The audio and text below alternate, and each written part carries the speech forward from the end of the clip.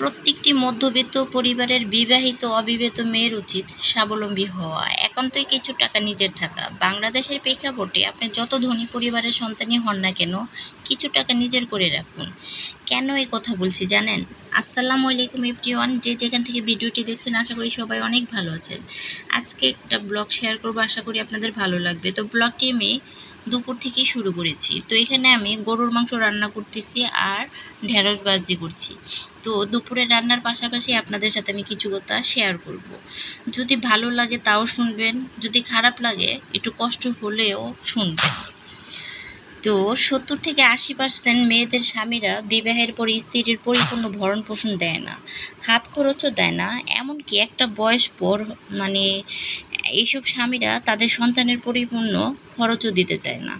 এখন একদল আত্মীয় স্বজন ও একদল বন্ধু বান্ধব এসে ভাববে মনে হয় আমার জীবনে এমন ঘটনা ঘটেছে তাই বলছি, কিন্তু আসলে ব্যাপারটা তা না।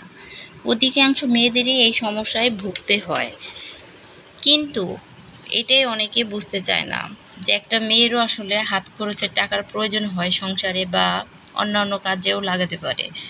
তো কিছু কিছু স্বামী তো বাড়ির কাজের মহিলা, বাচ্চাদের প্রাইভেট টিচার, এদের টাকা পয়সা দিতে সমস্যা হয় না, যত সমস্যা হয় স্ত্রীর হাত খরচের টাকা দেওয়ার সময়।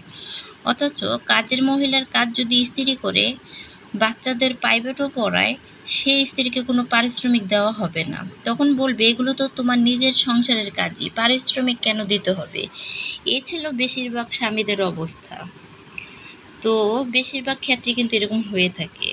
তো বাহির থেকে কেউ আপনার ঘরে এলে ঠিকই দামি সোফায় বসবে, 50,000 টাকার বেসিনে হাত ধুবে, সুস্বাদু খাবারও সামনে পাবে, কিন্তু তারা ক্ষণাক্ষরেও বুঝবে না এই পরিবারে কি পরিমাণ ক্রাইসিস চলছে, মানসিকতার ক্রাইসিস, উদারতার ক্রাইসিস।